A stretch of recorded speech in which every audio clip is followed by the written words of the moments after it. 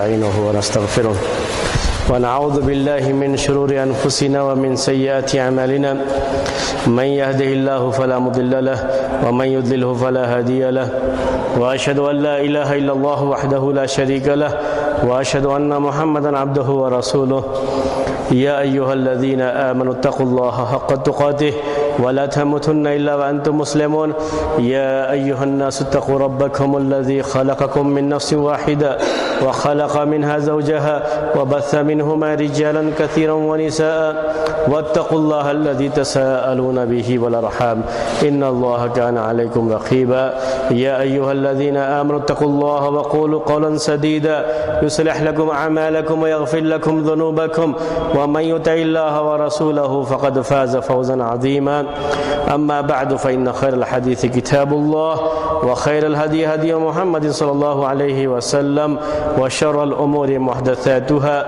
وكل محدثة بدعة وكل بدعة ضلالة وكل ضلالة في النار. محترم بھائیوں، اصول حدیث میں جو بات ہماری چل رہی تھی اور پچھلے ہفتے کا جو درس ہے اس کا پہلے میں آپ کو جسے ریویژن کرنا کہہ لیجئے یا اس کو آپ کے سامنے اس کا اعادہ کر لیں، پہلے اس کو دوہرا لیں کہ کیا ہم نے پچھلے ہفتے پڑھا تھا، پھر آج کا درس اسی کے ساتھ جوڑیں گے. ہم نے پچھلے ہفتے آپ کے سامنے یہ بات رکھی تھی کہ کبھی ایسا ہوتا ہے کہ دو حدیثیں بظاہر ہم کو ایسا لگتا ہے ہماری اپنی سمجھ کے لحاظ سے کہ دونوں حدیثوں میں تعارض ہے، یعنی ایک حدیث کے سے جو بات سمجھ میں آتی ہے دوسری حدیث سے جو بات سمجھ میں آتی ہے دونوں کا معنی ایک دوسرے کے اگینسٹ میں ہے، ایک دوسرے کے بالکل مخالف ہے. ہم کو ایسی بات سمجھ میں آتی ہے. ایسی کبھی دو حدیث اگر ملتی ہے تو محدثین اس سلسلے میں کیا کرتے ہیں، ان کا طریقہ کیا ہے، ان کا میتھڈ کیا ہے، اسی کے بارے میں بات چل رہی تھی. تو پہلے ہم نے کہا کہ پہلے نمبر پر وہ کوشش یہ کرتے ہیں کہ دونوں حدیثوں میں تطبیق دی جائے، یعنی دونوں حدیثوں کا ایسا معنی، ایسا مفہوم اور دونوں کی ایسی شرح کی جائے کہ دونوں میں سے ایک کا دوسرے کے ساتھ ٹکراؤ باقی نہ رہے اور دونوں پر عمل کرنا ممکن ہو سکے. تو ایسی تمام احادیث پر عمل کرنا یہ بہتر مانا جاتا ہے اس سے کہ کسی ایک پر عمل کیجیے اور دوسرے کو چھوڑ دیجیے. ایک پر عمل کرنا اور ایک کو چھوڑ دینا، اس کے مقابلے میں دونوں حدیثوں پر عمل کرنا یہ بہتر ہے. اسی کو محدثین کے یہاں عربی میں کہا جاتا ہے اعمال الدلیلین اولا من احمالہما او احمال احدہما، کہ دونوں دلیل، دونوں حدیثوں پر عمل کرنا یہ بہتر ہے کسی دونوں کو چھوڑنے کے مقابلے میں یا دونوں میں سے کسی ایک کو چھوڑنے کے مقابلے میں. بہتر یہ ہے کہ دونوں پر عمل کیا جائے. یہ پہلا ان کا طریقہ ہوتا ہے، اس کی میں نے مثال بھی آپ کو دی تھی. دوسرے نمبر پر چیز آتی ہے کہ اگر دونوں پر عمل کرنا ممکن نہیں ہے تو پھر یہ دیکھتے ہیں کہ اس میں سے حدیث کون پہلے کی ہے اور کون بعد کی ہے. جو پہلے کی حدیث ہے اسے منسوخ کہا جاتا ہے، جو بعد کی حدیث ہے اسے ناسخ کہا جاتا ہے. اور یہیں سے حدیثوں میں ناسخ اور منسوخ کی بات آتی ہے. اور پھر میں نے آپ کے سامنے یہ بیان کیا کہ ناسخ اور منسوخ کا تعلق صرف حدیث سے نہیں ہے بلکہ یہ اصول تفسیر سے بھی ہے، اصول حدیث سے بھی ہے اور اصول فقہ سے بھی ہے. تین علم، یعنی اصول تفسیر کے جو اصول بیان کیے جاتے ہیں وہ بھی، اصول حدیث کے جو اصول ہیں وہ بھی، اور جو فقہ کے اصول ہیں، تینوں میں یہ بحث پیش کی جاتی ہے. یہ بحث کیا ہے؟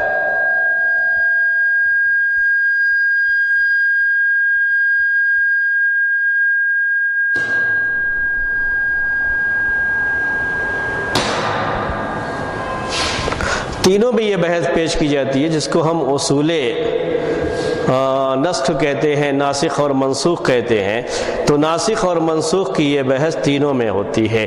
قرآن میں بھی بعض آیتیں منسوخ ہیں، بعض آیتیں ناسخ ہیں، حدیثوں میں بھی ہے کہ بعض حدیثیں منسوخ ہیں اور بعض حدیثیں ناسخ ہیں اس کی، یعنی بعض حدیثیں اللہ کے رسول صلی اللہ علیہ وسلم نے پہلے بیان کی تھی اور بعد میں آپ نے اس حکم کو کینسل کر کے اس کی جگہ پر دوسرا حکم فرمایا، اس کو کہتے ہیں کہ پہلے والی حدیث منسوخ ہو گئی اور بعد والی حدیث ناسخ ہے اس کے مقابلے میں۔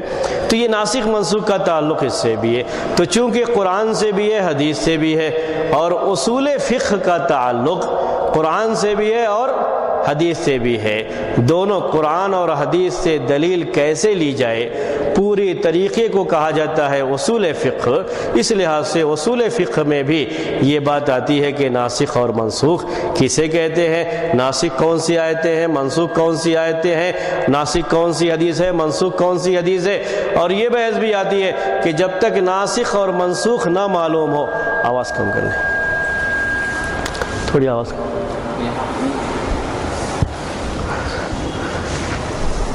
جب تک ناسخ اور منسوخ نہ معلوم ہو تب تک یہ نہیں کہنا چاہیے۔ چھوڑ دیجیے جانے دیجیے، آپ چھوڑ دیجیے، اب شاید نہیں آئے گی آواز۔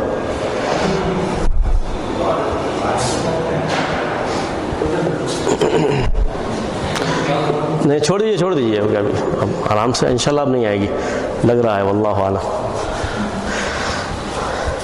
تو میں آپ سے یہ کہہ رہا تھا کہ ناسخ منسوخ، تو حدیثیں ناسخ کون سی ہیں، حدیثیں منسوخ کون سی ہیں، یہ جاننا بڑا ضروری ہوتا ہے۔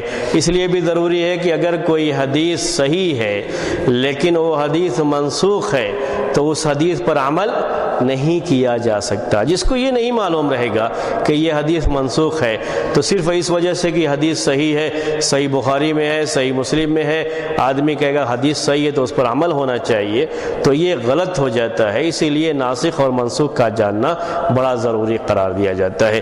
یہاں تک کہا بعض لوگوں نے کہ اگر کسی کو ناسخ اور منسوخ کا علم نہیں ہے تو وہ کسی مسئلے میں فتویٰ نہیں دے سکتا، ورنہ ہو سکتا ہے کسی حرام چیز کو حلال کر دے اور کسی حلال چیز کو حرام کر دے، کیونکہ بعض چیزیں، بعض احکام پہلے تھے، جیسے جو گھریلو گدھے ہوتے ہیں، یہ گدھے ڈونکی جو گلیوں میں ہمارے درمیان جو ہے پھرتے رہتے ہیں، جس کو ڈومیسٹک کہا جاتا ہے، تو یہ گھریلو گدھے شروع میں اس کا کھانا حلال تھا، جائز تھا، لیکن خیبر کے موقع پر جب خیبر کی جنگ ہوئی ہجرت کے 7ویں سال، اللہ کے رسول صلی اللہ علیہ وسلم نے اسے حرام قرار دیا۔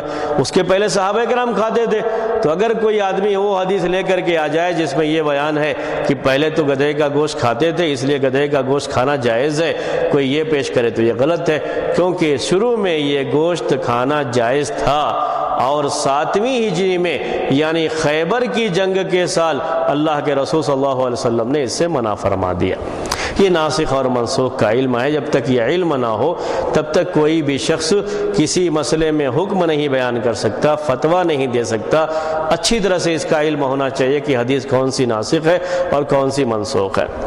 اس کے بارے میں نے کچھ مثالیں بھی آپ کو دی تھی اور وہ مثالیں بھی آپ کو سامنے ہوں گی، جیسے اللہ کے رسول صلی اللہ علیہ وسلم نے یہ کہا کہ میں نے تم کو اس بات سے منع کیا تھا، میں نے تم کو اس بات سے منع کیا تھا کہ تم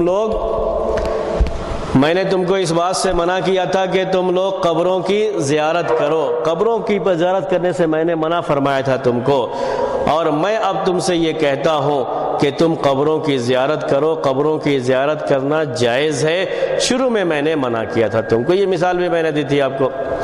اس کے بعد یہ بات آپ کے سامنے آئی تھی کہ کیسے معلوم کریں گے کہ حدیث منسوخ ہے اور یہ ناسخ ہے، نسخ کا پتہ کیسے چلے گا، کیسے کسی کو یہ معلوم ہوگا، کیسے محدثین معلوم کرتے تھے، اس کے معلوم کرنے کا طریقہ کیا ہے، اس کے بارے میں بات آپ کے سامنے آئے گی۔ پہلی بات یہ کہ اللہ کے رسول صلی اللہ علیہ وسلم خود یہ بات کہہ دیں کہ پہلے میں نے تم سے یہ کہا تھا اور اب میں تم سے یہ کہتا ہوں، اس کو کہتے ہیں کہ خود اللہ کے رسول صلی اللہ علیہ وسلم اس کے بارے میں واضح کر دیں، بیان کر دیں کہ پہلے حکم یہ تھا اور اب حکم یہ ہے، اللہ کے رسول صلی اللہ علیہ وسلم کی طرف سے وضاحت آ جائے۔ دوسرا یہ ہے کہ آپ نے تو بیان نہیں کیا لیکن آپ کے صحابہ میں سے کوئی اسے بیان کر دے، کوئی صحابی یہ کہہ دے کہ جو ہے یہ حدیث ناسخ ہے اور یہ حدیث منسوخ ہے۔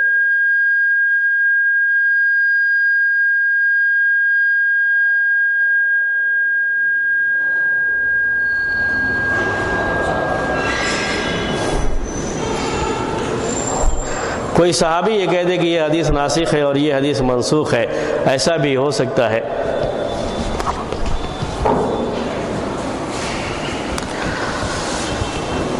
جب کسی صحابی کی وضاحت آ جاتی ہے کہ اللہ کے رسول صلی اللہ علیہ وسلم نے یہ بات پہلے فرمائی تھی، یہ بات بعد میں فرمائی ہے، تو اس سے بھی حدیث کے ناسخ اور منسوخ ہونے کا پتہ چل جاتا ہے۔ تیسری بات یہ آئی تھی آپ کے سامنے کہ تاریخ کے ذریعے سے یہ بات معلوم ہو، یعنی تاریخ سے یہ بات معلوم ہو کہ یہ بات پہلے کہی گئی تھی اور یہ بات بعد میں کہی گئی ہے۔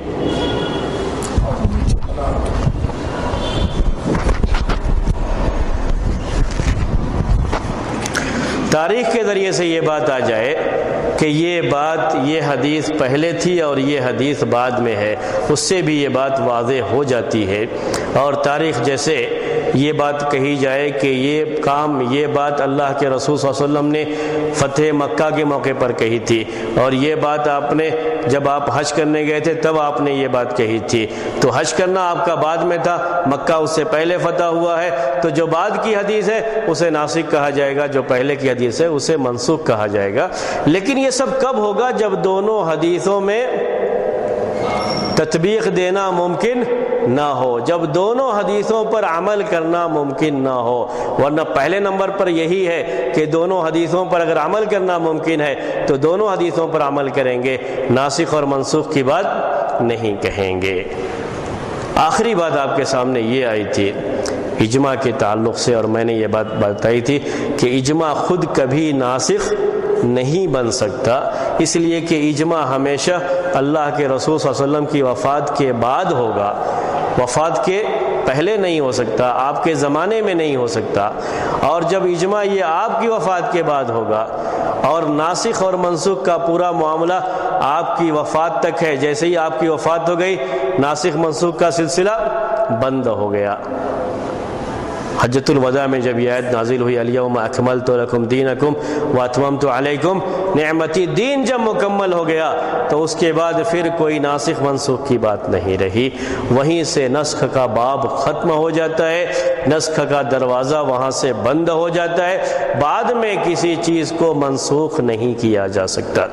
اسی لیے پوری امت بھی اگر اکٹھا بیٹھ کر کے یہ طے کرے کہ نہیں اس حکم کو منسوخ کر دیا جائے جو پہلے اللہ کے رسول صلی اللہ علیہ وسلم نے بیان فرمایا ہے، آج کے زمانے میں یہ حکم نہیں چل سکتا، تو پوری امت کو بھی یہ حق نہیں ہے۔ کسی بھی ثابت شدہ حکم کو پوری امت بھی بیٹھ کر کے چاہے تو اسے منسوخ، اجماع کبھی ناسخ نہیں بن سکتا۔ ہاں اجماع البتہ اس بات پر دلالت کرتا ہے کہ یہ منسوخ ہے اور یہ ناسخ ہے، نسخ پر دلالت کرتا ہے۔ اجماع اس پر دلالت کر سکتا ہے کہ یہ بات جو آپ نے کہی تھی، یہ حکم جو آپ نے دیا تھا یہ منسوخ ہو چکا ہے۔ اجماع اس پر ہو سکتا ہے کسی کے ناسخ ہونے پر، کسی کے منسوخ ہونے پر، لیکن کبھی اجماع خود کسی حکم کو منسوخ نہیں کر سکتا۔ اللہ تبارک و تعالیٰ کی طرف سے آیا ہوا کوئی بھی حکم سارے انسان بھی مل کر کے بدلنا چاہیں گے تو اسے بدل نہیں سکتے کسی بھی زمانے کے اندر۔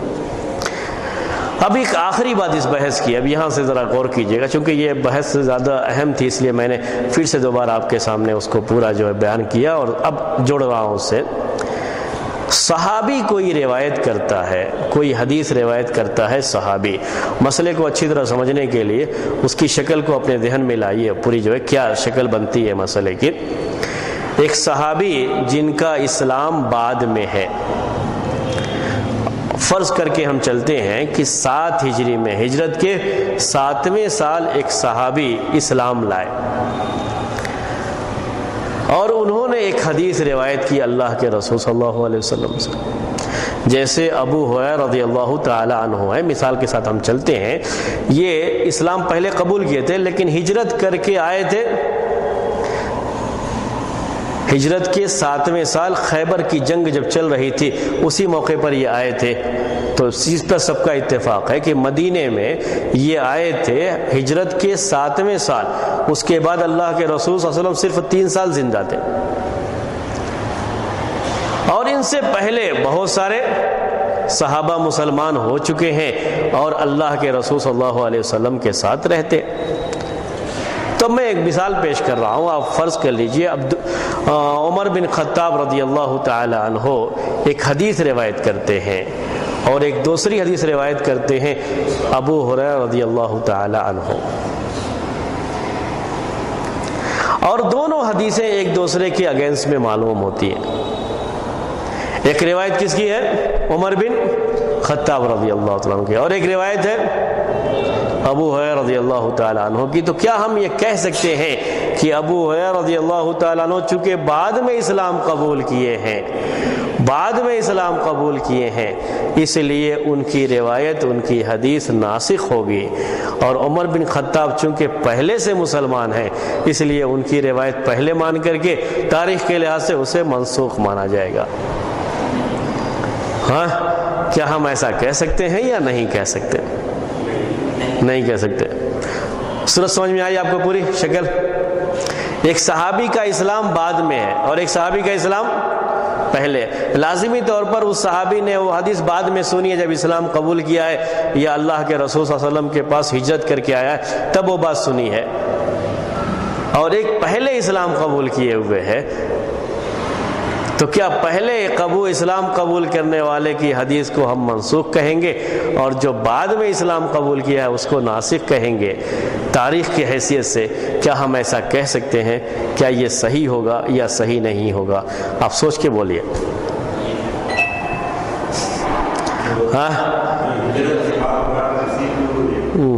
کیونکہ اس میں ایک جواب دینا پڑے گا آپ کو. کیوں؟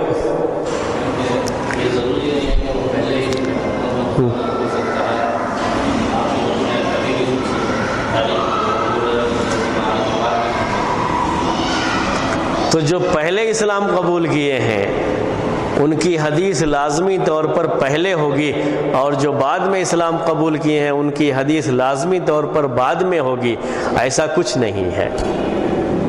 ایسا ہو سکتا ہے کہ جس نے اسلام پہلے قبول کیا ہے اس نے وہ حدیث بعد میں سنی ہے اس کے. جیسے عمر بن خطاب رضی اللہ تعالیٰ عنہ کی میں نے مثال دی آپ کو. عمر بن خطاب رضی اللہ تعالیٰ عنہ نے حدیث روایت کی ہے. ہو سکتا ہے ابو ہریرہ رضی اللہ تعالیٰ عنہ کے ہجرت کرنے کے بعد یعنی سن 7 ہجری میں خیبر کے سال آنے کے بعد انہوں نے یہ بات سنی ہو. اس لیے کسی صحابی کا پہلے اسلام قبول کرنا، کسی کا بعد میں اسلام قبول کرنا حدیث کی تاریخ کو نہیں بتاتا ہے کہ یہ حدیث پہلے کی ہے اور ایک حدیث بعد کی ہے. یہ سمجھ میں آ گیا؟ بالکل واضح ہے پکچر اس کی، جو بھی تصویر ہے، شکل اس کی. ٹھیک ہے. اسی سے جڑا ہوا دوسرا مسئلہ. ایک صحابی نے اللہ کے رسول صلی اللہ علیہ وسلم سے حدیث سنی، حدیث کو روایت کیا، اور غزوہ احد میں ان کی وفات ہو گئی. مثال لے کے چلیں گے، جیسے حمزہ رضی اللہ تعالی عنہ، اللہ کے رسول صلی اللہ علیہ وسلم کے چچا حمزہ غزوہ احد میں شہید ہو گئے. انہوں نے ایک حدیث روایت کی ہے کہ میں نے اللہ کے رسول صلی اللہ علیہ وسلم سے یہ کہتے ہوئے سنا. دوسری حدیث روایت کرتے ہیں ابو ہریرہ رضی اللہ تعالی عنہ، جو ہجرت کے 7ویں سال آئے ہیں، جو غزوہ احد کے 4 سال کے بعد ہے. تو کیا ہم یہ کہیں گے کہ حمزہ رضی اللہ تعالی عنہ کی حدیث پہلے کی ہے اور ابو ہریرہ رضی اللہ تعالی عنہ کی حدیث بعد کی ہے؟ اس لیے اگر کبھی مسئلہ آیا ناسخ منسوخ کہنے کا تو ہم کہیں گے کہ ابو ہریرہ رضی اللہ تعالی عنہ کی حدیث ناسخ ہے اور حمزہ کی حدیث رضی اللہ تعالیٰ عنہ ان کی حدیث پہلے کی ہے اور منسوخ ہے. بولیے، آیا سمجھ میں؟ یہ شکل آئی پوری سمجھ میں؟ شکل ہے نا پوری. پہلے والی شکل میں آپ نے کہا کہ ہو سکتا ہے کہ یہ بعد میں سنا ہو، اگرچہ کہ پہلے اسلام قبول کیا. بات بالکل ٹھیک تھی، صحیح تھا. اب ایسی مثال ہے کہ ہو نہیں سکتا اس لیے کہ وفات ہو چکی ہے پہلے. اب یہاں کہیں گے یا نہیں کہیں گے؟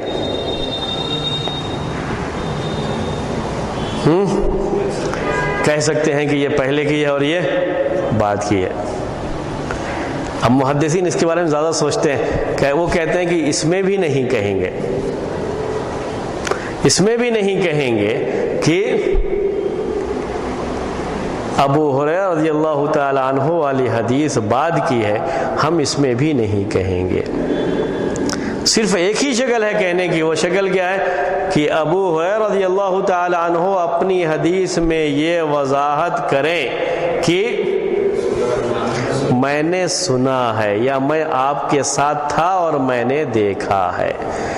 کیونکہ صحابہ کرام ایسا بھی کرتے تھے کہ اگر حدیث کسی اور صحابی سے سنے ہیں تب بھی یہ کہتے تھے کہ اللہ کے رسول صلی اللہ علیہ وسلم نے فرمایا.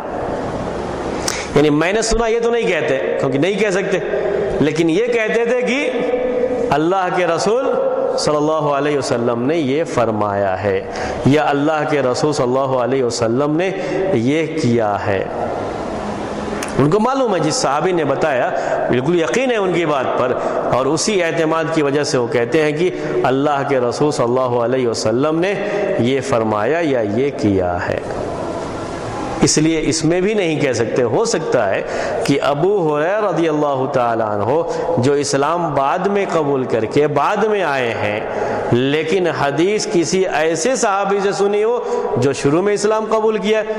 جیسے مان لیجیے ابو ہریرہ نے ابو بکر رضی اللہ تعالیٰ عنہ سے یہ حدیث سنی ہو. اس لیے ہم اس میں بھی یہ بات نہیں کہہ سکتے کہ چونکہ ابو ہریرہ رضی اللہ تعالیٰ عنہ اس کی روایت کر رہے ہیں اس لیے یہ حدیث بعد کی ہے اور حمزہ رضی اللہ تعالیٰ عنہ کی حدیث پہلے کی. ہم یہ بھی اس میں نہیں کہہ سکتے. ہاں ایک شکل ہے اس میں ہم کہہ سکتے ہیں، وہ شکل یہ ہے کہ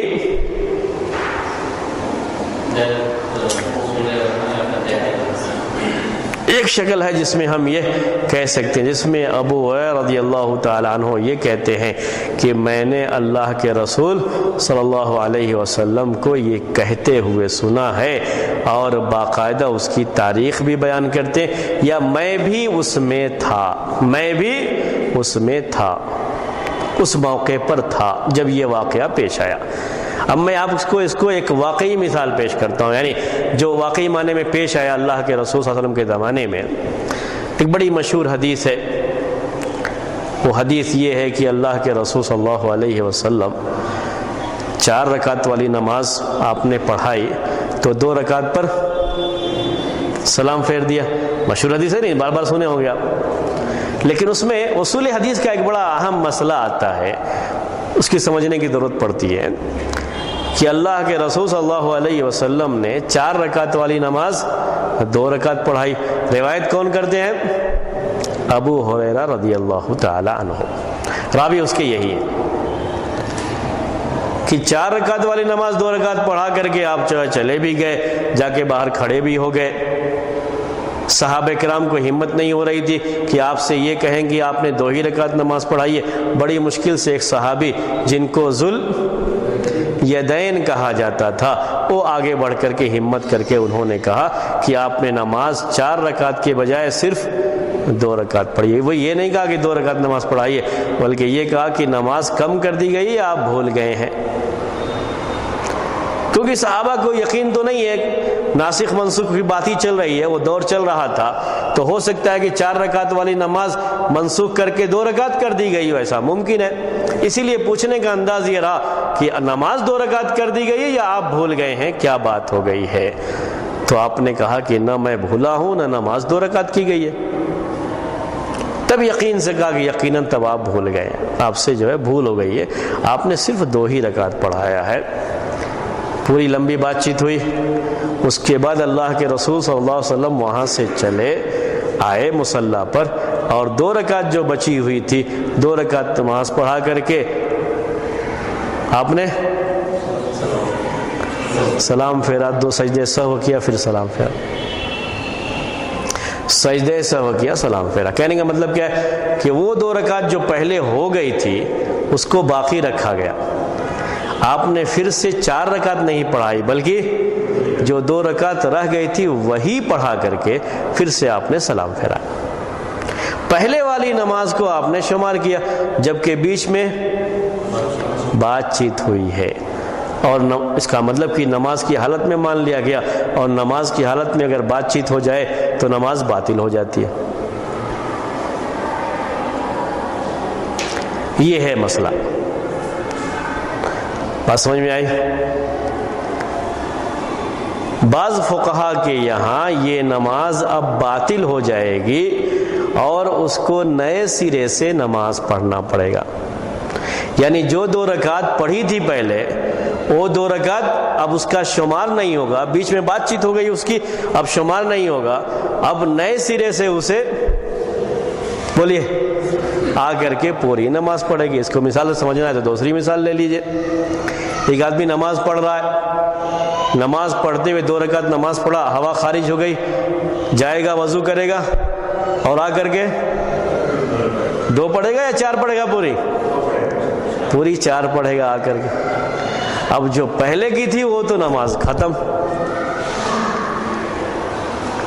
نماز کے خلاف کوئی چیز اگر ہو گئی ہے تو پہلے کی نماز دوسرے کے حصے سے جوڑتی نہیں ہے، وہاں سے سلسلہ ختم، اب نئے سرے سے نماز پڑھنی پڑے گی، پوری 4 رکعت پڑھنی پڑے گی آنے کے بعد۔ وہ 2 رکعت تھی اس کو ابھی بیلنس میں رکھیں گے، پھر جو ہے 2 رکعت پوری کریں گے، ویسا کچھ نہیں ہے یہاں پر سلسلہ۔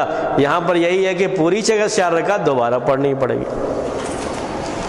یہی سوچ یہاں پر بھی ہوتی ہے کہ 2 رکعت پہلے تھی، بیچ میں کلام ہو گیا، کافی دور تک چلتے گئے اور قبلے کی طرف سے بھی ہٹ گئے تھے، سب کچھ ہو گیا، اب وہ 2 رکعت شمار نہیں کی جائے گی اور نئے سرے سے 4 رکعت پڑھی جائے گی۔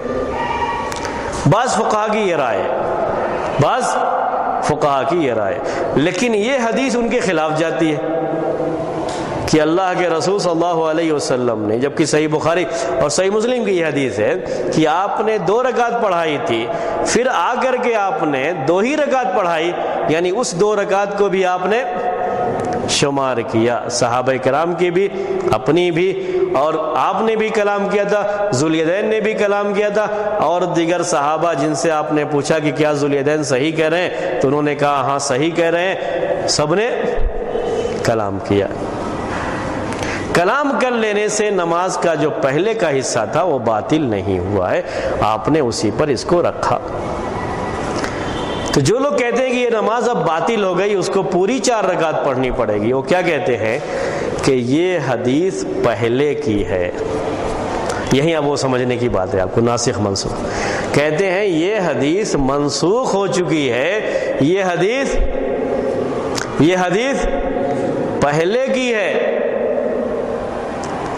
جب نماز میں کلام کرنا جائز تھا، یہ بھی ناسخ منسوخ کے تعلق سے بات، یہ بھی ذہن میں رکھیے، شروع میں نماز میں کلام کر سکتے تھے، آتے تھے نماز پڑھنے صحابہ کرام تو ایک دوسرے سے خیریت بھی پوچھ لیتے تھے، باتیں بھی کر لیتے سب۔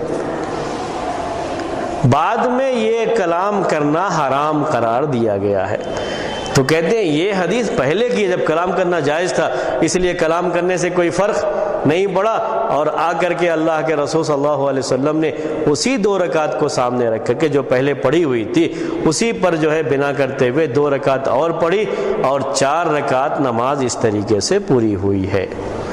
لیکن یہ کب کی بات ہے؟ جب ابھی نماز میں کلام کرنا حرام نہیں تھا، نماز میں کلام کرنا جائز تھا، تب کی یہ بات ہے، یہ بات کہتے یہ منسوخ ہے اور اب اس پر عمل نہیں کیا جائے گا۔ یعنی اب اگر کسی کو عمل کرنا ہے تو 2 رکعت اگر نماز پڑھی ہے، بعد میں معلوم ہوا کہ نہیں 2 ہی رکعت ہوئی تھی اور بیچ میں کلام بھی کر لیا ہے، تو اب اسی کے اوپر 2 رکعت اور نہیں پڑھے گا بلکہ پوری 4 رکعت پڑھے گا۔ مسئلہ اس میں یہ آتا ہے کہ اس حدیث کی روایت کون کرتے ہیں؟ ابو ہریرہ رضی اللہ تعالیٰ عنہ۔ جبکہ کلام کی حرمت ان کے اسلام لانے سے بہت پہلے ہو چکی تھی۔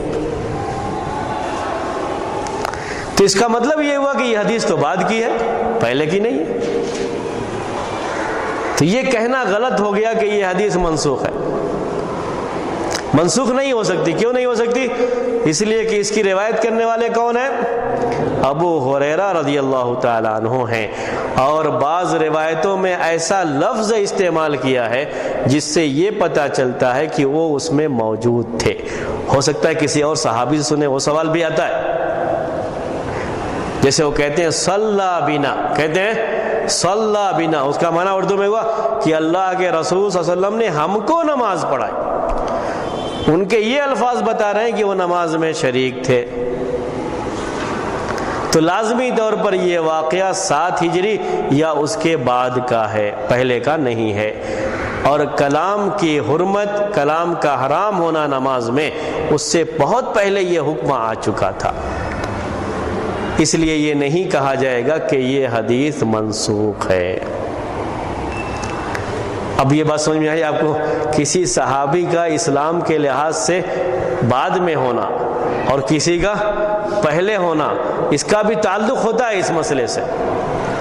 لیکن کب یہ بات واضح ہوتی ہے؟ جب حدیث میں کوئی ایسا لفظ ہو جو یہ بتاتا ہو کہ اس صحابی نے یہ حدیث خود سنی ہے یا خود اپنی آنکھ سے دیکھا ہے، یا جو کام کیا آپ نے اس وقت یہ بھی وہاں موجود تھا صحابی۔ جب تک یہ بات واضح نہیں ہوگی تب تک یہ مسئلہ نہیں کہا جائے گا کہ یہ حدیث بعد کی ہے۔ اور جب یہ ہے واضح تو کہا جائے گا کہ یہ حدیث بعد کی ہے۔ جیسے یہ مثال میں نے پیش کی آپ کو، یقینی طور پر یہ حدیث بعد کی ہے، اسی لیے اس کو منسوخ نہیں مانا جاتا ہے۔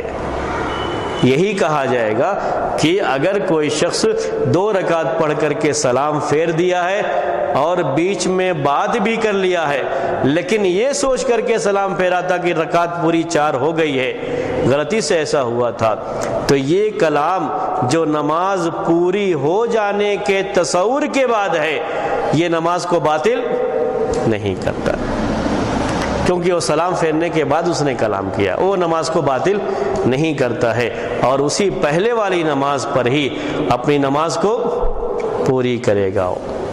بیچ کی یہ کیفیت، چلنا پھرنا، ایسے ہی کلام کر لینا، قبلے سے ہٹ جانا، یہ ساری چیزیں پہلے والی نماز کو نقصان نہیں پہنچائیں گے۔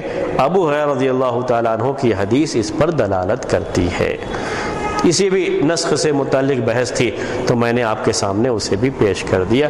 یہ نسخ کے بارے میں، حدیث کے ناسخ اور منسوخ ہونے کے بارے میں بات کہی جاتی ہے۔ جب یہ بات پوری طریقے سے واضح ہو گئی کہ اگر 2 حدیثوں میں بظاہر ہم کو لگتا ہے کہ ایک حدیث دوسرے کے اگینسٹ میں ہے، تو محدثین کا طریقہ جو ہے، ان کا جو میتھڈ ہے وہ یہ کہ پہلے دونوں حدیثوں کو جمع کر کے دونوں پر عمل کرنا، ممکن اگر ہے تو دونوں پر عمل کرتے ہیں، کسی حدیث کو چھوڑتے نہیں ہیں۔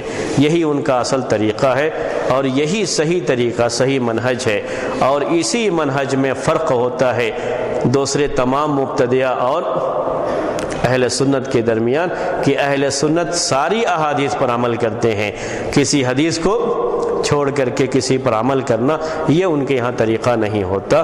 اگر ایسا ممکن نہیں ہے کہ دونوں پر عمل کیا جا سکے، تب اس کے بعد اس سے نیچے اترتے ہیں تو کیا کہتے ہیں؟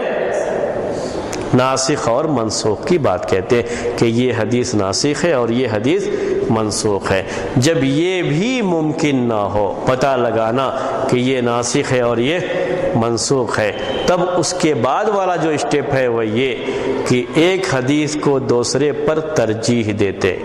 ترجیح کا مطلب کیا ہے؟ کہ یہ حدیث اس حدیث کے مقابلے میں زیادہ بہتر ہے، زیادہ صحیح ہے، اس میں زیادہ احتیاط کا پہلو ہے، پھر اس پر عمل کرتے ہیں، اور دوسرے کو جو اس کے مقابلے میں کم درجے کی صحیح حدیث ہوتی ہے اس کو چھوڑ دیتے ہیں۔ اسے ترجیح کہا جاتا ہے۔ ترجیح میں ہمیشہ یاد رکھیے ایک پر عمل ہوگا اور ایک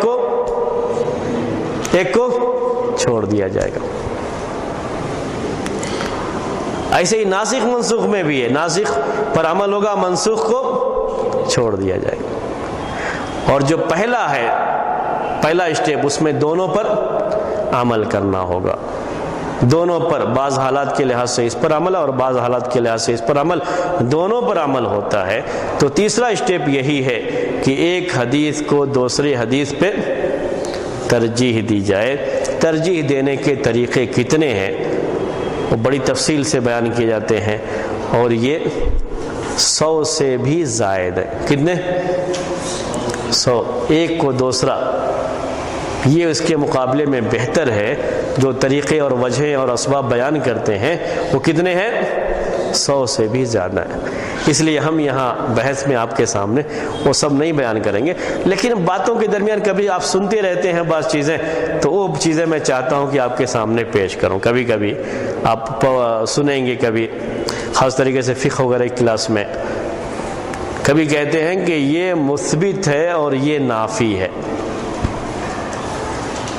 لفظ کیا استعمال کرتے ہیں؟ مثبت ہے اور یہ نافی ہے۔ مثبت کا معنی ثابت کرنے والا، اور نفی کا معنی اس کو اس کی نفی، نگیٹو کے طور پر جو ہے، یا اس کا انکار کر رہا ہے، اس کے بارے میں وہ بیان کر رہا ہے کہ نہیں ایسا نہیں ہوا۔ تو جو آدمی ثابت مان رہا ہے اس کی بات کو ترجیح دی جائے گی اس کی بات، اس کے مقابلے میں جو صرف نفی کر رہا ہے، کیونکہ نفی کرنے والے کا ہو سکتا ہے کہ ایسے ہی رہا ہو، لیکن کسی موقع پر آپ نے کیا ہو، اس موقع پر اس آدمی نے دیکھا ہے اس لیے وہ بیان کر رہا ہے، اور انہوں نے نہیں دیکھا ہے تو وہ بیان نہیں کر رہے ہیں۔ اس کی ایک مثال آپ کے سامنے، تو یہ مثبت اور نافی آپ کو سمجھ میں آئے گا، یہ عربی لفظ دونوں، مثبت اور نافی۔ اللہ کے رسول صلی اللہ علیہ وسلم ہمیشہ بیٹھ کر کے پیشاب کیا کرتے تھے، ہمیشہ بیٹھ کر پیشاب کیا کرتے تھے۔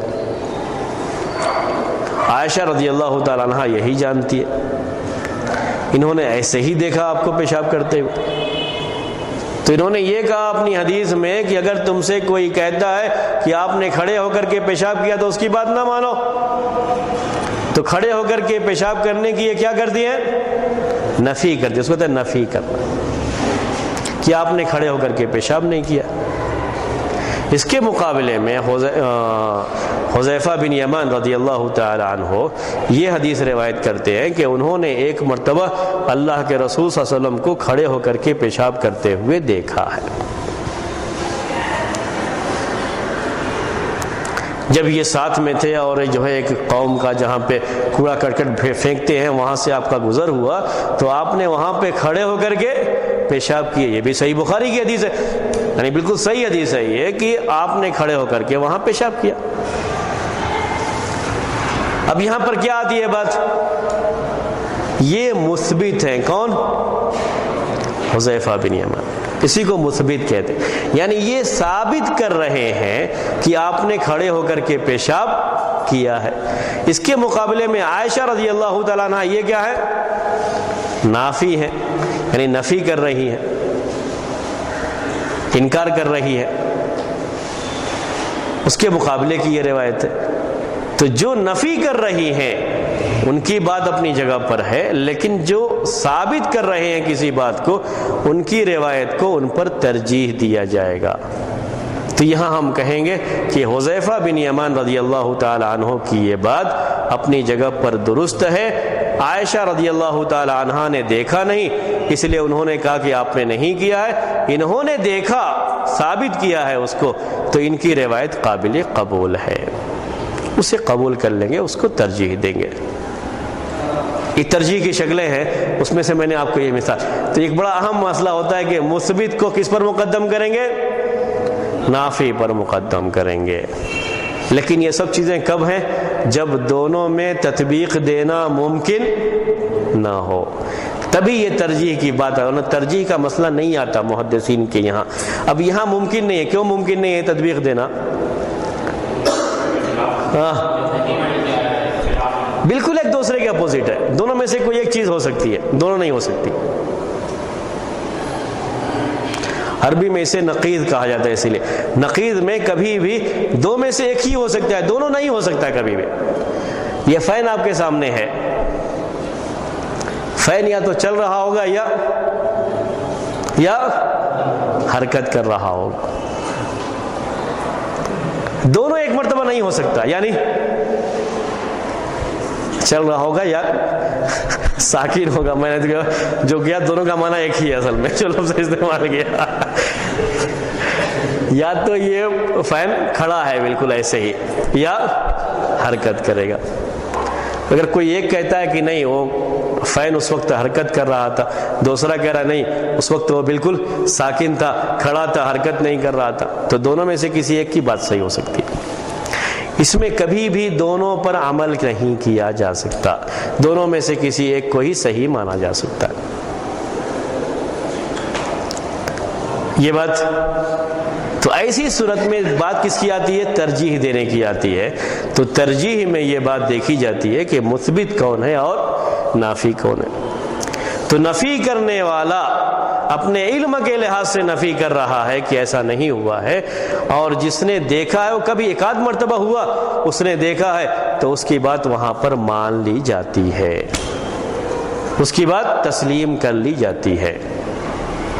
ترجیح کی بات تھی، یہ ہم نے آپ کے سامنے پیش کیا۔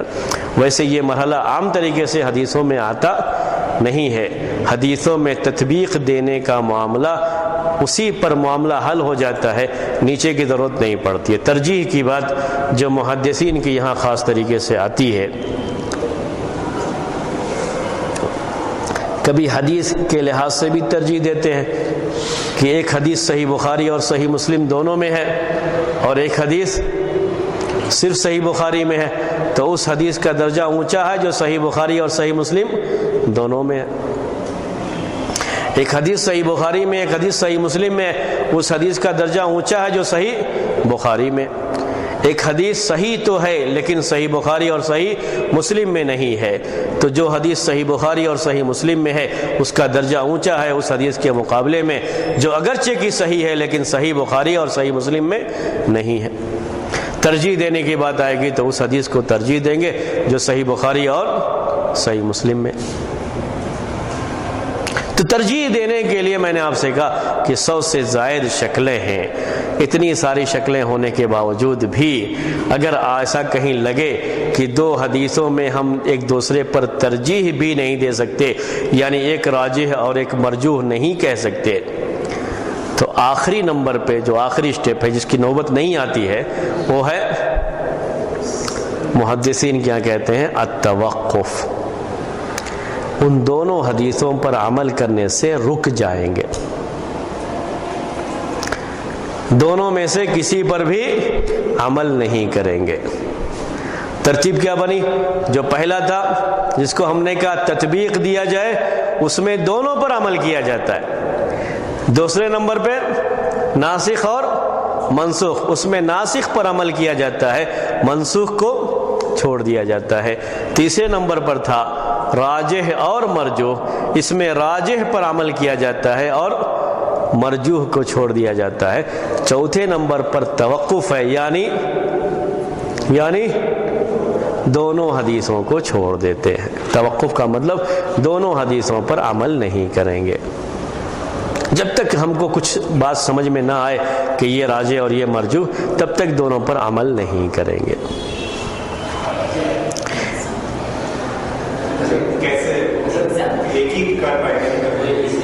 ہاں، دونوں میں سے کسی پر بھی عمل نہیں کریں گے۔ یہ بات آئی سمجھ میں؟ یہاں تک بات، دونوں میں سے کسی پر بھی عمل نہیں کریں گے۔ تھوڑی دیر ابھی میں پورا کر لوں پھر انشاءاللہ۔ اصل اسی سے متعلق ایک بات ابھی رہ گئی ہے تو میں چاہ رہا ہوں اس کو پہلے جملے کو پورا کر دوں پھر اس کی طرف آؤں۔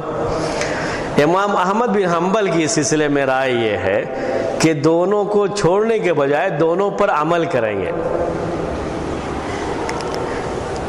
دونوں کو چھوڑنے کے بجائے بلکہ دونوں کو عمل میں لائیں گے۔ اب دونوں پر عمل کرنا ممکن نہیں ہے کیونکہ دونوں ایک دوسرے کے اگینسٹ میں ہیں، تو کہتے ہیں کہ کچھ دن اس پر عمل کریں گے، کچھ دن اس پر عمل کریں گے، 6 مہینہ اس پر عمل کریں گے سال بھر میں، تو 6 مہینہ اس پر عمل کریں گے، یعنی دونوں پر عمل چھوڑنے کے بجائے دونوں پر باری باری عمل کریں گے، یہ ان کے یہاں ہے۔ لیکن عام طریقے سے محدثین کیا کہتے ہیں کہ اس میں توقف کریں گے۔ ویسے کوئی ایسی مثال نہیں ہے، کوئی ایسی مثال نہیں ہے کہ دو حدیثوں میں تعارض ہو اور تطبیق کی شکل نہ ہو، یعنی مرحلہ یہ ترجیح تک بھی نہیں آتا ہے، توقف تک آنا تو چھوڑیے دور کی بات ہے۔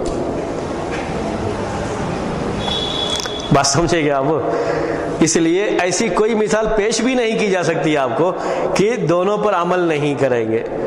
کیوں؟ ترتیب اگرچہ کہ یہ بیان کی گئی ایک اصول کے لحاظ سے کہ یہ ترتیب رہے گی، لیکن عمل کے لحاظ سے آپ دیکھیں گے تو امام ابن خزیمہ رحمۃ اللہ علیہ کہتے ہیں، جو مشہور محدث ہیں، کہ لاؤ میرے پاس دو ایسی حدیثیں جن میں بظاہر ٹکراؤ ہے، ایک دوسرے کے اگینسٹ میں ہے، تاکہ میں ان کے درمیان تطبیق دے سکوں۔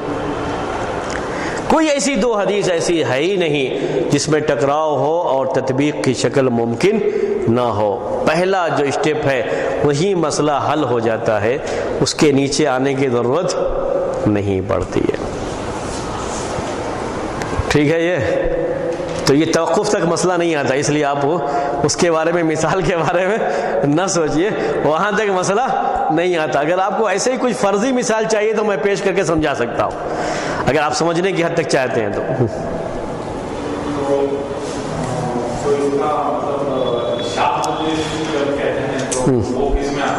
وہ صحیح اور ضعیف میں آتی ہے، اور دو حدیثوں میں جو ٹکراؤ کی یہ پوری بحث میں نے پیش کی، یہ دو صحیح حدیثوں کے درمیان، اور شاذ اور محفوظ ایک ہی حدیث دو راوی کی روایت میں فرق ہو جاتا ہے، حدیث ایک ہی ہوتی ہے، اور یہ دو حدیث ہے۔ جسے بھی مثال میں نے دی تھی کہ عائشہ رضی اللہ تعالیٰ عنہ ایک بات بیان کر رہی ہیں اور حذیفہ بن یمان رضی اللہ تعالیٰ عنہ ایک دوسری بات بیان کر رہے ہیں، ان کی ایک الگ حدیث ہے، ان کی ایک الگ حدیث ہے۔ تو یہ جو پوری بحث تھی، یہ دو حدیث ہیں جو دونوں صحیح ہیں، اگر دونوں میں سے ایک ضعیف ایک صحیح ہے تو ٹکراؤ نہیں مانا جاتا ہے، تو صحیح حدیث کو لیں گے، ضعیف کو چھوڑ دیں گے۔ دونوں حدیثیں مقبول ہیں، دونوں کو دلیل کے طور پر پیش کیا جا سکتا ہے، اور ان میں بظاہر ٹکراؤ معلوم ہو رہا ہے، تب کیا کریں گے؟ تو یہ مسئلہ پیدا، دونوں میں جہاں تک ہو سکے کیا دینا چاہیے؟ تطبیق دینا چاہیے، ترجیح دینے کے مقابلے میں۔ یہ پہلا اسٹیپ ہے محدثین کا، اسی پر چلتے ہیں۔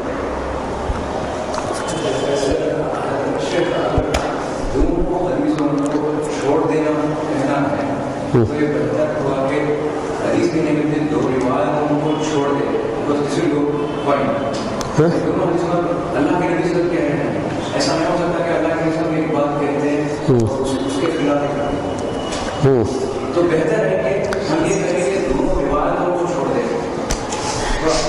اصل میں آپ شروع میں درس میں نہیں تھے، ورنہ یہ مسئلہ نہیں آتا تھا آپ کو۔ پہلے درس میں نے یہ واضح کیا تھا کہ حدیث کسے کہتے ہیں، حدیث کسے کہتے ہیں۔ محدثین کی حدیث کسے کہتے ہیں؟ جس کی نسبت اللہ کے رسول صلی اللہ علیہ وسلم کی طرف کی جائے۔ حدیث کا مطلب یہ نہیں ہوتا ہے کہ یہ اللہ کے رسول صلی اللہ علیہ وسلم کا قول ہے، جس کی بھی نسبت کر دی جائے وہ حدیث کہلاتی ہے۔ اس لیے جب یہ کہا جائے کہ اس حدیث کو چھوڑ دیا جائے گا تو یہ مطلب نہیں ہوتا ہے کہ اللہ کے رسول صلی اللہ علیہ وسلم کے قول کو چھوڑ دیا جائے گا، بلکہ یہ مطلب ہوتا ہے کہ یہ اللہ کے رسول صلی اللہ علیہ وسلم کی حدیث نہیں ہو سکتی، یعنی آپ کا قول یہ نہیں ہو سکتا۔ کبھی بھی آپ کا دو قول ایسا ہو ہی نہیں سکتا کہ دونوں میں اتنا زیادہ تعارض ایک دوسرے کے بالکل اگینسٹ میں کہ دونوں پر عمل کرنا ممکن ہی نہیں ہے بالکل، یا دونوں میں سے ایک پر بھی عمل کرنا ممکن نہیں ہے۔ ایسا نہیں ہو سکتا اللہ کے رسول صلی اللہ علیہ وسلم کی کسی حدیث میں۔ تو اس لحاظ سے وہ بھی میں نے کہا کہ یہ بھی اسٹیپ بائی اسٹیپ باتیں بیان کی گئی ہیں، لیکن جب ہم عمل میں آتے ہیں، پریکٹیکل آتے ہیں اس میں، تو ایسی ضرورت پیش نہیں آتی ہے کہ دونوں حدیثوں کو چھوڑا جائے۔ یہ بھی میں نے آپ کو واضح کیا کہ اس کی ضرورت پیش نہیں آتی ہے، دونوں حدیثوں کو چھوڑنے کے تعلق سے کبھی ضرورت پیش نہیں آتی ہے، کیونکہ میں نے آپ سے یہ بھی کہا کہ 100 سے زیادہ وجہیں ہیں ترجیح دینے کے لیے ایک حدیث کو دوسرے پر، کوئی نہ کوئی وجہ تو بنی جائے گی ترجیح دینے کی، تو وہاں تک بات پہنچتی نہیں ہے، پہلے ہی بات ختم ہو جاتی ہے۔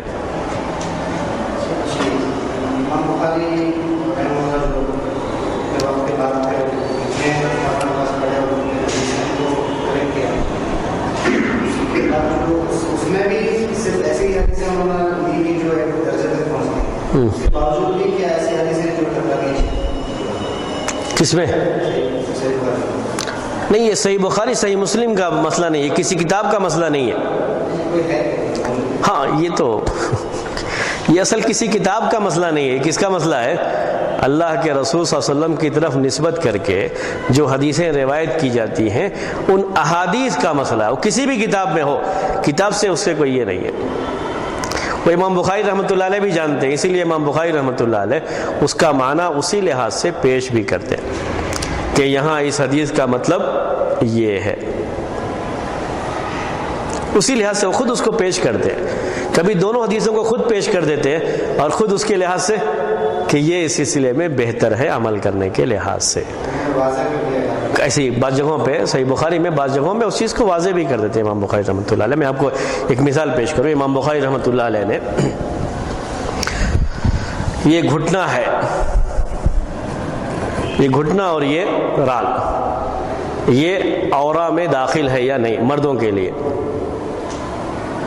اس کو فخذ کہتے ہیں، اس کو رکبتن کہتے ہیں۔ یہ عورہ ہے یا نہیں، یعنی شرمگاہ جس کا چھپانا ضروری ہے، کسی کے سامنے آپ کھول نہیں سکتے، یہ مردوں کے لیے ضروری ہے۔ عورتوں کے لیے تو بالکل متفق علیہ کہ ضروری ہے، لیکن مردوں کے لیے کیا یہ عورہ میں داخل ہے یا نہیں ہے؟ امام بخاری رحمۃ اللہ علیہ اس سلسلے میں اپنی صحیح بخاری میں، حالانکہ ایک حدیث اس میں ان کی شرط کے مطابق بھی نہیں ہے لیکن وہ صحیح ہے چونکہ، اس لیے اس کو بھی انہوں نے ذکر کیا سند کے ساتھ نہیں، بس ایسے ہی صرف الفاظ کہ ایک حدیث میں اللہ کے رسول صلی اللہ علیہ وسلم نے یہ بات کہی ہے کہ الفخذ عورہ، یہ حصہ بھی عورہ ہے یعنی شرمگاہ میں داخل ہے تو اس کو چھپانا چاہیے۔ اور وہ احادیث بھی انہوں نے پیش کی ہیں جن احادیث میں یہ بات ہے کہ اللہ کے رسول صلی اللہ علیہ وسلم نے بعض صحابہ کے درمیان اپنا یہ حصہ گھٹنا بھی اور اپنی ران کا حصہ کھول کر کے رکھا بھی ہے، بیٹھے تھے کھلا ہوا تھا، جس میں بعض میں یہ ہے کہ آپ نے اپنا حصہ حصر الازار، کہ آپ نے اپنا ازار وہاں سے ہٹایا، وہ حدیثیں بھی ہیں، اس کو بھی پیش کیا امام بخاری رحمۃ اللہ علیہ۔ پھر یہ کہتے ہیں کہ جس میں یہ ہے کہ یہ عورہ ہے، اس میں احتیاط کا پہلو زیادہ ہے، یعنی آپ اس پر کپڑا ڈال کر کے رکھیں، کسی کے سامنے نہ کھولیں، یہ پہلو احتیاط کا پہلو اس روایت میں زیادہ ہے۔ اس کے مقابلے میں اگر آپ یہ دیکھنا چاہتے ہیں کہ سند کے لحاظ سے کون سی حدیث زیادہ صحیح ہے، تو جس میں یہ بیان ہے کہ آپ نے اپنے ران کا یہ حصہ بعض صحابہ کے درمیان کھولا ہے، وہ روایت سند کے لحاظ سے زیادہ صحیح ہے۔ یہ کس کی رائے ہے؟ انہوں نے پیش بھی کیا اس رائے کو ساتھ میں، جبکہ امام ابن قیم رحمۃ اللہ علیہ دونوں روایتوں میں تطبیق دیتے، یہی سب چیزیں آتی ہیں اس میں سمجھنے کے لیے، اور یہی سب سے اہم، یہیں پر کسی شخص کے علم کی گہرائی کا پتہ چلتا ہے۔ فلاں نے یہ کہا، فلاں نے یہ کہا، یہ ہر کوئی کر سکتا ہے آرام سے، کسی کی بات اس کی کتاب سے آپ نقل کریں ہر ایک کے لیے آسان ہے، لیکن ان روایتوں میں جن میں بظاہر ایسا لگتا ہے وہاں پر ان روایتوں کے تعلق سے ایسی بات کہنا جس سے کسی طرح کا کوئی اشکال باقی نہ رہے، کوئی ڈاؤٹ باقی نہ رہے، کوئی پریشانی باقی نہ رہے، اور ہر حدیث پر عمل کرنا ممکن ہو جائے، وہیں پر محققین کی تحقیق سامنے آتی ہے اور علماء کے درجات کی تعین ہوتی ہے کہ یہ بڑے عالم ہیں اور یہ چھوٹے عالم ہیں، اصل وہاں یہ بات معلوم ہوتی ہے۔ امام ابن قیم رحمۃ اللہ علیہ اس کے بارے میں یہ کہتے ہیں کہ ہم عورہ کو، جو مرد کا عورہ یعنی شرمگاہ ہے، اس کو دو حصوں میں تقسیم کریں گے۔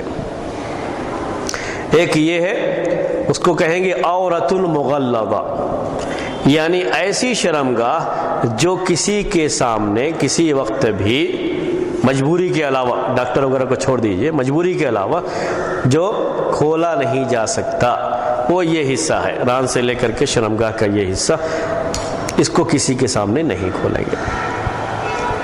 دوسری قسم ہے، اس کو عورۃ مخففہ کہیں گے، وہ گھٹنا اور گھٹنے سے ملا ہوا جو ران کا حصہ ہے، ایسے کبھی گرمی ہے، کوئی اور چیز ہے، کسی کام کی وجہ سے اس کو اگر اتنا حصہ کھول دیتے ہیں لوگوں کے سامنے، مردوں کے سامنے، تو کوئی حرج نہیں ہے، جائز ہے، جیسا کہ اللہ کے رسول صلی اللہ علیہ وسلم نے کیا ہے۔ اس کو بھی چھپا کے رکھنا چاہیے، لیکن کبھی کسی وجہ سے عام جو کپڑے پہنیں گے اس کے نیچے ہی پہنیں گے، گھٹنے کے نیچے ہی پہنیں گے، گھٹنے تک پہنیں گے، لیکن کبھی کسی وجہ سے اگر کھولنا پڑ جائے اتنا تو اتنا لباس پہن کر کے بھی لوگوں کے سامنے رہ سکتے ہیں کسی ضرورت کے پیش نظر. جیسے بہت گرمی ہی لگ رہی ہے، ایک مثال میں نے آپ کو پیش کی، تو ایسا کر سکتے ہیں. دونوں حدیثوں پر اس طریقے سے عمل ہو جائے گا. یہی پوری بحث تھی جو ہم نے آپ کے سامنے پیش کی ہے، اور حدیث کی سب سے اہم بحث یہی ہوتی ہے، اور یہیں پر فرق ظاہر ہوتا ہے اہل سنت کا منہج اور دوسروں کا منہج، جن کے یہاں طریقہ یہ ہے کہ ساری حدیثوں پر عمل کیا جاتا ہے، کسی ایک حدیث پر عمل کر کے دوسرے کو چھوڑا نہیں جاتا ہے. ساری حدیثوں پر عمل کرنا یہی ان کا خاص ٹارگٹ ہوتا ہے، خاص مقصد ہوتا ہے. اسی کو سامنے رکھ کر کے احادیث کا وہ معنی بھی بیان کرتے ہیں، احادیث کی شرح بھی کرتے ہیں. اسی لیے جب تک احادیث کی شرح نہ ہو، صرف حدیث پڑھیں گے تو پریشانی آئے گی. صرف حدیث کے الفاظ پڑھیں گے تو کہیں کہیں پریشانی آ جائے گی جہاں اس طرح کی بات ہوتی ہے. دوسری حدیث میں کوئی اور بیان آتا ہے، کوئی اور چیز آتی ہے. کل پرسوں یا 2-4 روز پہلے درس میں ایک بات تھی، میں نے حالانکہ بیان نہیں کیا ہو لوگوں کے سامنے، کیونکہ کبھی لوگوں کو پریشانی ہو جاتی ہے. اللہ کے رسول صلی اللہ علیہ وسلم نے نماز پڑھنے کے ٹائم میں سامنے تھوکنے سے منع فرمایا، اور ساتھ میں یہ بھی کہا کہ دائیں طرف بھی نہ تھکے، رائٹ سائڈ میں تھکنے سے منع فرمایا. بعض حدیثوں میں ہے کہ کیونکہ اس کے دائیں طرف فرشتہ ہوتا ہے. دائیں طرف کیوں منع کیا؟ اس لیے کہ اس کے دائیں طرف فرشتہ ہوتا ہے. اور پھر اس کے بعد کہا کہ بائیں طرف تھکے یا پیر کے نیچے تھکے. اس میں ایک بڑا سوال یہ آتا ہے کہ آخر فرشتہ تو بائیں طرف بھی ہوتا ہے یا نہیں؟ بولے ہوتا ہے، بائیں طرف بھی فرشتہ ہوتا ہے. پھر آپ نے بائیں طرف تھکنے کی اجازت کیسے دے دی جبکہ دائیں طرف کے بارے میں آپ نے کہا اس لیے کہ دائیں طرف فرشتہ ہوتا ہے. تو صرف آپ وہ حدیث پڑھیں گے اور آپ کو یہ بھی معلوم ہے کہ دونوں طرف فرشتے ہوتے ہیں لکھنے والے، تو پھر یہ سوال، یہ ڈاؤٹ آپ کو آئے گا، پریشان ہوں گے تھوڑی دیر کے لیے. وہ شرح پڑھیں گے تو معلوم ہوگا اس کے بارے میں. اہل علم کی رائے یہ ہے کہ یہ نماز کی حالت میں یہ فرشتہ بھی کدھر آ جاتا ہے؟ دائیں طرف بھی آ جاتا ہے.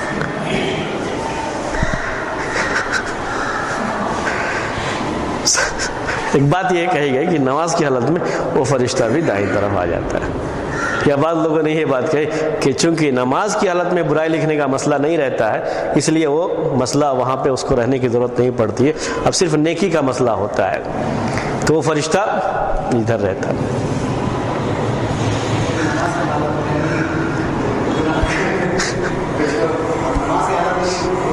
ہاں، اس لیے وہ اس حالت میں بھی لکھ سکتا ہے لیکن وہ ادھر رہتا ہے.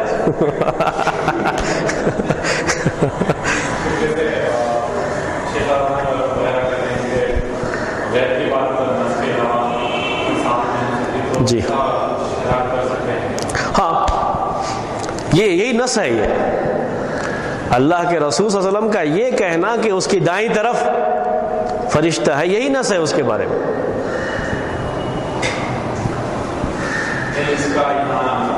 ہاں وہی بات، کیونکہ اب وہ کہاں ہے پھر وہ دائیں طرف ہے، یہ تو بالکل حدیث میں لفظ ہے.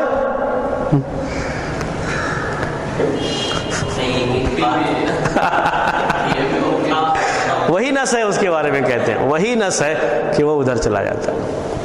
جیسے بعض لوگ یہ کہتے ہیں کہ نہیں وہ وہیں پہ رہتا ہے، لیکن یہاں اس کے دائیں طرف فرشتہ ہونے کا مطلب یہ ہے کہ دائیں طرف نیکیاں لکھنے والا فرشتہ ہے اور بائیں طرف چونکہ برائیاں لکھنے والا فرشتہ ہے اس لیے اس کو اہمیت نہیں دی، اس پر تھوکو کوئی مسئلہ نہیں ہے. لیکن یہ غلط ہے. یہ غلط ہے نا بھائی. فرشتہ فرشتہ ہوتا ہے، چاہے وہ جہنم کا داروغہ ہو یا جنت کا داروغہ ہو، فرشتہ فرشتہ ہے. تو اس ڈاؤٹ کو حل کرنے کے لیے یہ بات کہنا یہ زیادہ غلط ہے. اس کے مقابلے میں آپ کہیں گے کہ وہ بھی ادھر آ جاتا ہے. یہ ہے مسئلہ، مطلب یہ ایک مثال میں نے آپ کو دی اس طرح کی چیزیں عام لوگوں کے درمیان نہیں بیان کرتے، جو لوگ اسی یعنی علم سے جڑے ہوئے لوگ ہوتے ہیں ان کے درمیان بیان کر دیتے، لیکن عام لوگوں میں عام دروس میں نہیں بیان کرتے، کیونکہ دروس میں عام دروس میں نہیں بیان کی جاتی ہیں چیزیں جو آپ لوگوں کے درمیان میں نے بیان کر دیا۔ حالانکہ میں مسجد میں حدیث کو درس دیا، لیکن میں نے وہ نہیں بیان کیا، اسی لیے نہیں بیان کیا کہ وہ خواہ لوگ اس کی وجہ سے پریشان ہوں گے، ان کے ذہن میں وہ چیز آئے گی بھی نہیں اور خواہ پریشان ہوں گے اس کی وجہ سے۔ لیکن اس طرح کے دروس میں بیان کر دیتے ہیں، کیونکہ یہ علمی چیزیں ہیں اور یہ جاننا ضروری ہے، ورنہ کبھی ڈاؤٹ آئے گا، اچانک کوئی آپ سے سوال کرے تو آپ کیا سوچیں گے اس کے بارے میں کہ بھائی یہ بائیں طرف بھی تھوکنے کی بات کہی گئی ہے، جبکہ سب جانتے ہیں کہ بائیں طرف بھی فرشتہ ہوتا ہے۔ تو علم والوں کو جاننا چاہیے ان چیزوں کو، کیونکہ ان سے سوال ہوتے ہیں تو کبھی کوئی سوال کر سکتا ہے۔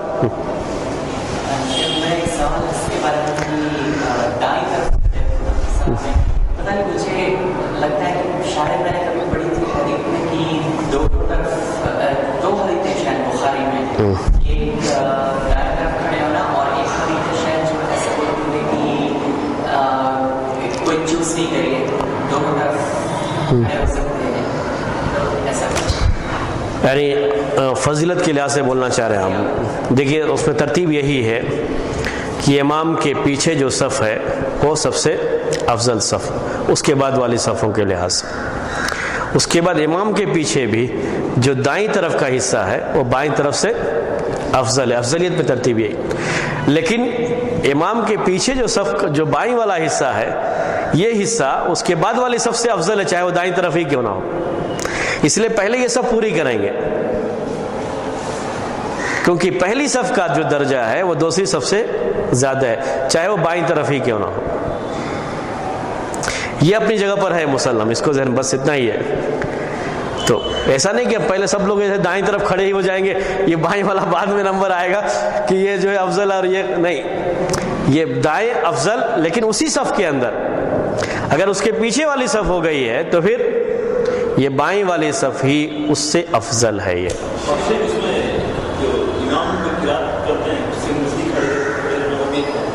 جتنا امام سے قریب ہے، جی جتنا یہ صف مکمل کرنے میں آتا ہے، صف مکمل کرنے میں آتا ہے، صف ایسے ہی مکمل کرتے جائیں گے۔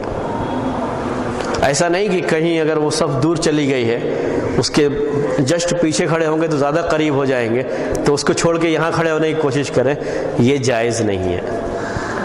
اس صف کا ثواب زیادہ ہے یہاں کھڑے ہونے کے مقابلے میں۔ خاص کر دیکھنے میں آتا ہے کہ زیادہ تر لوگ صرف پہلی صف میں صرف اگر پہلے سے معلوم ہے کہ لوگوں کی تعداد زیادہ نہیں ہوگی تو کوشش یہ کریں کہ امام بیچ میں رہے تو اچھا ہے۔ ویسے وہ حدیث جس میں وسط الامام بول کر کے ایک حدیث میں یہ لفظ بھی آتا ہے، لیکن اس حدیث پر کلام کیا گیا ہے بیچ میں کرنے کے تعلق سے، لیکن یہ رہے کہ دونوں طرف رہیں تو اچھا ہے۔ لیکن جب صف مکمل کر کے دوسری صف کی بات آئے گی تو یہ ضروری ہے، اس کو چھوڑ کے اگر چلے جائیں گے تو نماز نہیں ہوگی، فضیلت چھوڑ دیجئے، نماز نہیں ہوگی۔ پہلی صف میں جگہ خالی ہوتے ہوئے اگر کوئی دوسری صف میں کھڑا ہو جائے گا تو اس کی نماز نہیں ہوگی۔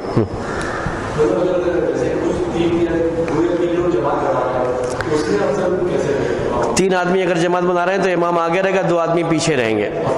صرف دو آدمی ہیں تو امام بائیں طرف اور جو ایک آدمی ہے امام کے دائیں طرف ہوگا، بس ساتھ میں ہو سکتی ہے ضرورت پڑنے پر، کبھی ضرورت پڑنے پر ہو سکتی ہے۔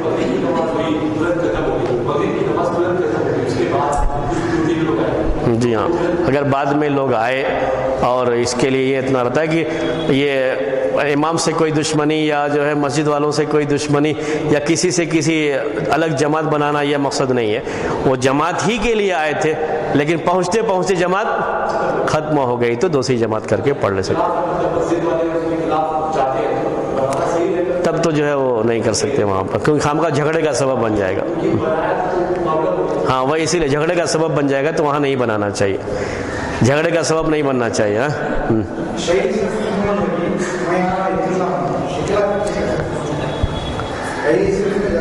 ہاں اب وہاں آپ کھڑے ہو جائیے، پیچھے لوگ آتے رہیں گے آپ کے پیچھے۔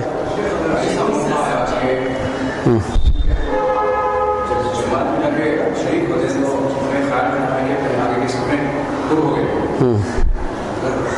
ऐसा होता रहेगा कि अगर हम उसका फैन देख इंश्योर करेंगे सब पूर्व हो गए हैं तो उस वक्त में इमाम साहब सलाम कर देंगे जमात मिस हो जाएगी। हम क्या करेंगे फौरन जाके आखिरी सब में जहाँ लोग खड़े हैं वहीं खड़े होना है। सारी सफ़े इमाम से लेकर के वहाँ तक पूरी हैं या नहीं वो हमारी जिम्मेदारी नहीं, जो खड़े हैं हमको वहीं खड़े होना है, इसलिए वो मसला नहीं आएगा जो आप सोच रहे हैं। सीधा एक की जगह पीछे रखती है उसको लोग देख कर पीछे खड़े जाते हैं, वो गलत हो। जो भी आया उसको वो जगह पूरी करनी है। मतलब मिसाल के तौर पर कि वहाँ एक जगह है लेकिन यहाँ पे मैं पीछे अकेले खड़ा हो जाता हूँ, इसलिए कि अगर मैं वहाँ गया तो शायद वो सलाम फेर दें, नमाजी नहीं होगी वो जमात छोड़िए, वो नमाजी नहीं होगी। तो उस जमात का क्या फ़ायदा जो नमाजी ना हो, उसको वहीं जाना है, सब में जहाँ जगह है वहीं जाना है, उसको वहीं जा करके नमाज शुरू करनी है। अपनी जमात मिली तो ठीक है, नहीं तो अपनी जमात या तो फिर अलग से पढ़ेगा, लेकिन सबके पीछे अकेला खड़े होकर के नहीं पढ़ेगा।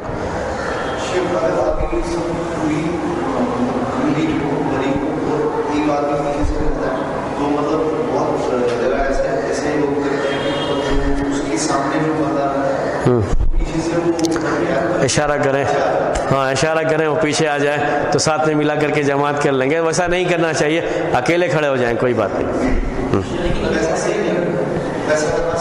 नहीं, अकेले खड़े हो जाएं, अकेले ही खड़े होकर के नमाज पढ़े। कोई और बंदा आ गया तो आपके साथ हो जाएगा, नहीं आया तो कोई बात नहीं, आपकी नमाज हो जाएगी।